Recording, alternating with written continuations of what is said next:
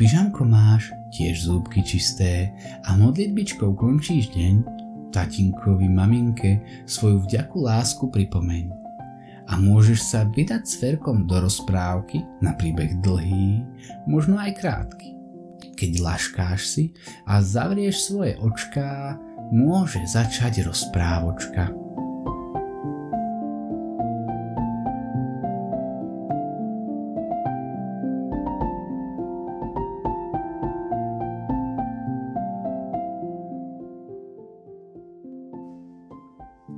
Pažravá anténa. Okolo nás je veľmi veľa prapodivných vecí. Keď nejakú takú čudesnú vec uvidíme, zhýkneme, zatočíme hlavou a zabudneme pritom aj ústa zatvoriť.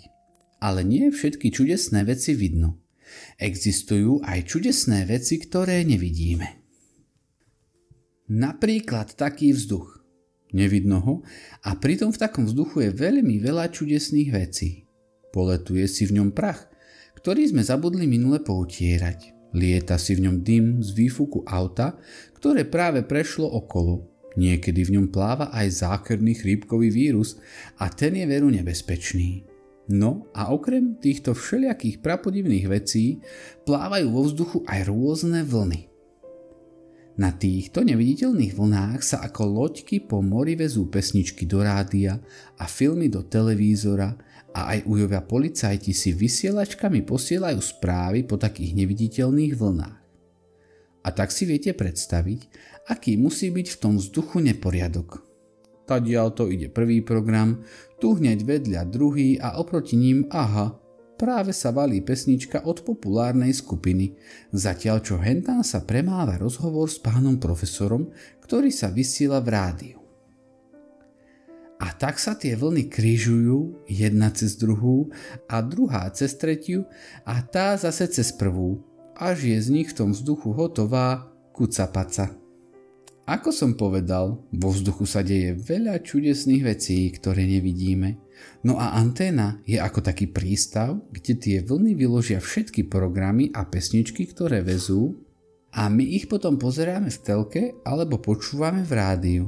Anténa je teda veľmi dôležitá vec, lebo z tej vlnovej kucapace robí poriadok a niektoré vlny púšťa a iné zasa nie. Teda, každá normálna anténa si takto vyberá svoje vlny.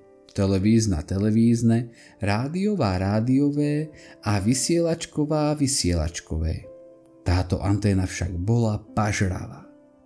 Hneď ako ju namontovali na strechu domu, všetky ostatné antény vedeli, že sa deje niečo divné.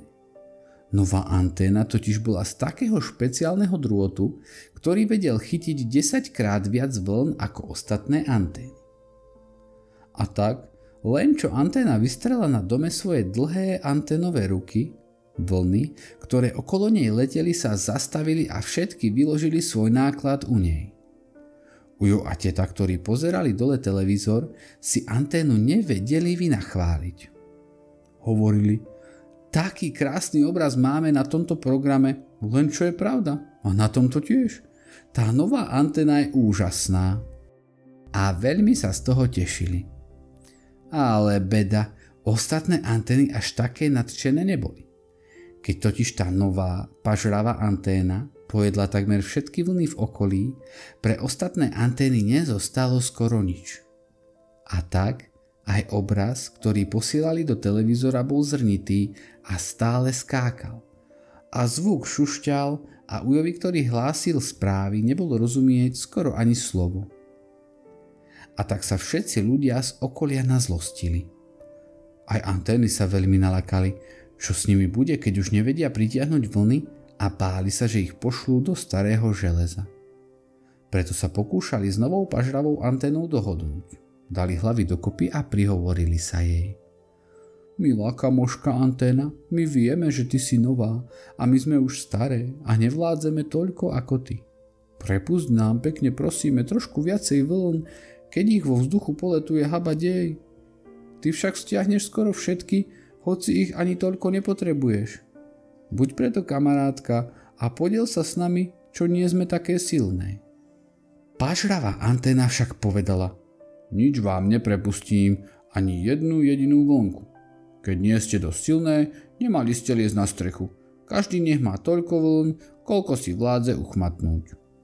A viac sa s nimi nerozprávala. Len si pyšno stála a pažravo chytala každú vlnku, ktorá prešla okolo. Hoci na krásny a bezchybný televízny obraz by jej bola stačila aj polovica. Čo polovica? Aj štvrtina. Antény sa teda už viac nerozprávali, ale za to sa začali rozprávať ujovia susedia a tety susedky. Jeden múdry Dušan od susedov, ktorý sa dobre vyznal v elektrine a nos mal stále strčený v nejakých čudesných obrázkoch, ktorým nerozumel nikto iný len on a volali sa schéma zapojenia, teda tento šikovný Dušan nakoniec zdvihol nos od svojich obrázkov a povedal: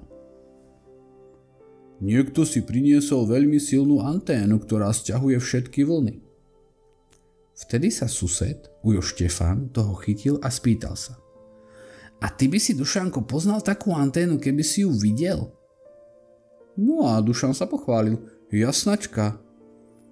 A tak išli s Ujom Števom od domu k domu a prezerali si antény. Až naraz Dušanovi zažiarili oči, ukázal prstom na dom cez ulicu a ticho zašepkal: Tu je.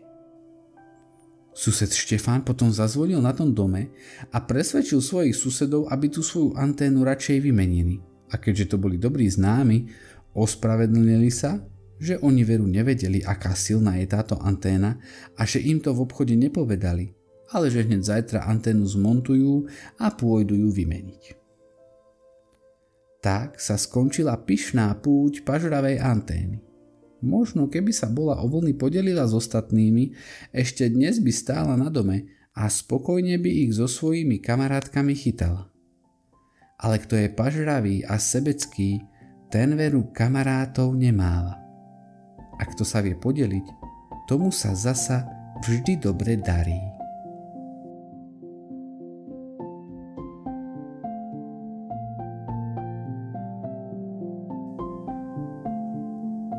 Drahí priatelia, ak sa vám Ferkové rozprávky páčia, nezabudnite dať odber, aby vašim najmenším neunikol žiadny hodnotný a poučný príbeh na dobrú noc.